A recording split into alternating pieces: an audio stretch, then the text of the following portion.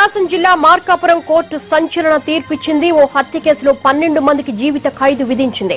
పూర్తి వివరాలు మా ప్రతినిధి వెంకట్రావును అడిగి తెలుసుకుందాం. వెంకట్రావు, కేసు వివరాలేంటి, అసలు ఎవరెవరికి శిక్షలు పడ్డాయి, కేసు పూర్వాపరాలు చెప్పండి. దేవి, ప్రకాశం జిల్లాలో 2011లో జరిగిన హత్య కేసులో 12 మందికి మార్కాపురం కోర్టు జీవిత ఖైదు విధించింది. అర్ధవీడు మండలం బోగోలుకు చెందిన దావీదు అనే వ్యక్తికి సంబంధించిన అతని భార్య మరియమ్మకు, అదే గ్రామానికి చెందిన తేజావతి అనే మహిళకు 2011లో గ్రామంలో గ్రూపు డబ్బులు పంచుకునే విషయంలో ఘర్షణ జరిగింది. ఈ ఘర్షణలో దావీదు మరియమ్మను నేరుగా ఈ తేజావతి ఇంటి మీద దాడి చేశారని చెప్పని అప్పట్లో ఈ తేజావతికి సంబంధించిన 12 మంది తేజావతి కుటుంబ సభ్యులు దావీదు ఇంటిపై దాడి చేశారు. రాళ్లు కర్రలతోటి దావీదును చితకబారారు.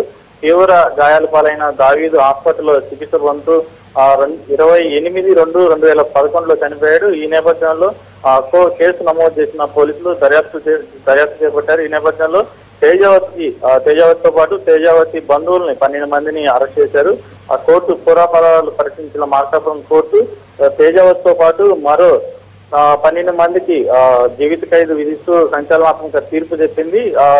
జీవిత ఖైదు విధించిన వారిలో 6 మహిళలతో పాటు మరో 6 పురుషులు ఉన్నారు. దేవి. Yes, thank you, Venkataraw.